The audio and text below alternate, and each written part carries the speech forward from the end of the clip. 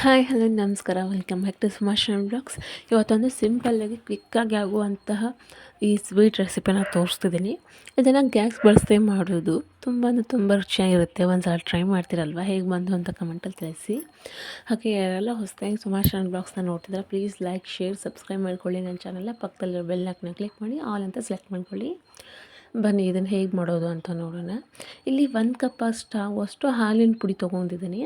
ಹಾಗೆ 1 ಕಪ್ಗಿಂತ ಕಡಿಮೆ ಇರೋಷ್ಟು ಗೋಡಂಬಿ ಮತ್ತು ಒಂದು 4ರಿಂದ 5 ಬಾದಾಮಿನ ತೊಗೊಂಡಿದ್ದೀನಿ. ಇಷ್ಟೇ, ಬಾದಾಮಿ ಜಾಸ್ತಿ ಇದ್ದಿದ್ದಿಲ್ಲ ಅನ್ನೋ ಕಾರಣಕ್ಕಲ್ಲ, ಒಂದು 4 ಹಾಕಿದ್ದೆ ಅಷ್ಟೇ ಇತ್ತು, ನಾನು ಇಷ್ಟೇ ತೊಗೊಂಡೆ. ಹಾಗೆ 1 ಕಪ್ಪಷ್ಟು ಸಕ್ಕರೆ, ಹಾಗೆ 1-2 ಏಲಕ್ಕಿ, ರುಚಿಗೆ ಅಂತ ಹೇಳಿ ಏಲಕ್ಕಿನ ಹಾಕ್ತಿದ್ದೀನಿ. ಇವಾಗ ಬಾದಾಮಿ ಮತ್ತು ಸಕ್ಕರೆನ ಗ್ರೈಂಡ್ ಮಾಡ್ಕೊಂಬರ್ಬೇಕು. ಏಲಕ್ಕಿನೂ ಸಹ ಇದರಲ್ಲೇ ಹಾಕಿ ಗ್ರೈಂಡ್ ಮಾಡ್ಕೊಂಬಿಡಿ. ಚೆನ್ನಾಗಿ ಫೈನ್ ಪೌಡ್ರ್ ಆಗಬೇಕು. ಇದು ತುಂಬ ಅಂದರೆ ತುಂಬ ರುಚಿಯಾಗಿರುತ್ತೆ. ಒಂದ್ಸಲ ಟ್ರೈ ಮಾಡಿ ಖಂಡಿತವಾಗಿಯೂ.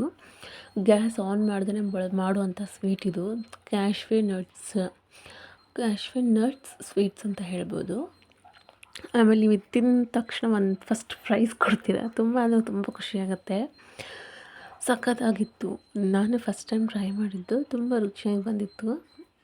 ಹೀಗೆ ಒಬ್ಬರು ರೆಸಿಪಿನ ಶೇರ್ ಮಾಡಿದರು, ಹಾಗಾಗಿ ನಾನು ನಿಮ್ಮ ಜೊತೆ ಶೇರ್ ಮಾಡಿದರೆ ಇತ್ತು ರೆಸಿಪಿ ಅಂತ ಹೇಳಿ ಮನೇಲಿ ಟ್ರೈ ಮಾಡಿ ಅದರದ್ದು ರೆಸಿಪಿ ವೀಡಿಯೋ ಸಹ ನಿಮ್ಮ ಜೊತೆ ಶೇರ್ ಮಾಡ್ತಿದ್ದೀನಿ. ನೋಡಿ, ತುಂಬ ಅಂದರೆ ತುಂಬ ರುಚಿಯಾಗಿರುತ್ತೆ. ಗ್ರೈಂಡ್ ಮಾಡ್ಕೊಂಡಂಥ ಪೌಡರ್ನೆಲ್ಲನೂ ಒಂದು ದೊಡ್ಡ ಪಾತ್ರೆಗೆ ಹಾಕ್ಕೋಬೇಕು.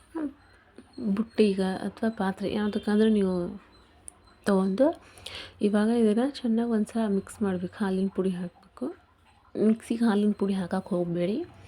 ಒಂದು ಪಾತ್ರೆಗೆ ಗ್ರೈಂಡ್ ಮಾಡ್ಕೊಂಡು ಕ್ಯಾಶ್ಯೂ ಪೌಡರ್ನ ಹಾಕಿ, ನೆಕ್ಸ್ಟ್ ಇದಕ್ಕೆ ಹಾಲಿನ ಪುಡಿನ ಹಾಕಿ ಚೆನ್ನಾಗಿ ಒಂದು ಸಲ ಮಿಕ್ಸ್ ಕೊಡಿ.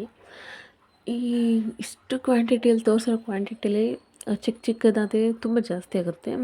ಮ್ಯಾಕ್ಸಿಮಮ್ ಸೈಜ್ ಅಂದರೆ ಸ್ವಲ್ಪ ದೊಡ್ಡದಲ್ಲ ಸಣ್ಣದಲ್ಲ ಅನ್ನೋ ಸೈಜಲ್ಲಿ ಮಾಡಿದ್ರೆ ಒಂದು 10ರಿಂದ 15 ಉಂಡೆಗಳಾಗಿದ್ದು. ನೋಡಿ, ಹಾಲನ್ನ ಹಾಕಿಬಿಟ್ಟು ಡೋನ ರೆಡಿ ಮಾಡ್ಕೊಂಡಿದ್ದೆ.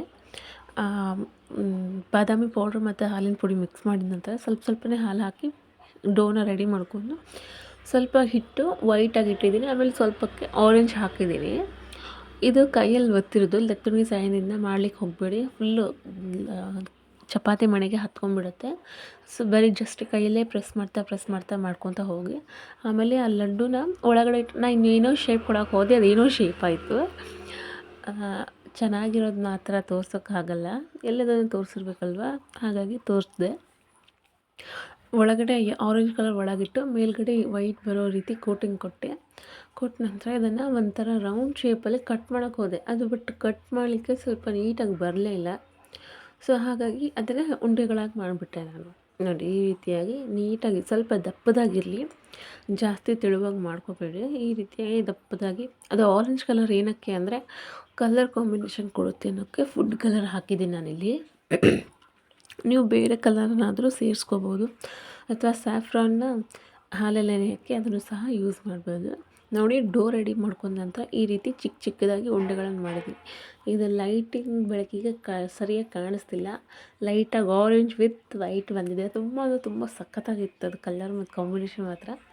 ಒಂದ್ಸಲ ಟ್ರೈ ಮಾಡಿ ಹೇಗೆ ಬಂತು ಅಂತ ತಿಳಿಸಿ ಕಮೆಂಟಲ್ಲಿ. ತಪ್ಪದೆ ಒಂದು ವೀಡಿಯೋಗೆ ಒಂದು ಲೈಕ್ ಕೊಡಿ. ವೀಡಿಯೋ ಇಷ್ಟ ಆದರೆ ಲೈಕ್ ಮಾಡಿ, ಶೇರ್ ಮಾಡಿ, ಸಬ್ಸ್ಕ್ರೈಬ್ ಮಾಡ್ಕೊಳ್ಳಿ. ಹಾಗೆ ನಿಮ್ಮ ಫ್ರೆಂಡ್ಸ್ ಆ್ಯಂಡ್ ಫ್ಯಾಮಿಲಿ ಜೊತೆ ವೀಡಿಯೋನ ಶೇರ್ ಮಾಡ್ಕೊಳ್ಳಿ. ಮರೀದೆ ಹೇಗೆ ಬಂತು ಅಂತ ಕಮೆಂಟಲ್ಲಿ ತಿಳಿಸಿ. ಇಷ್ಟು ಉಂಡೆಗಳಾಗಿದ್ದು ನಾ ತೋರಿಸಿರೋ 1 ಕಪ್ ಮೆಜರ್ಮೆಂಟಲ್ಲಿ ಇಷ್ಟು ಉಂಡೆಗಳಾಗಿದ್ದು ನಾ ತೋರಿಸಿರೋದ್ರಲ್ಲಿ. ವೀಡಿಯೋ ಇಷ್ಟ ಆಯಿತು ಅಂದ್ಕೊತೀನಿ. Thanks for watching.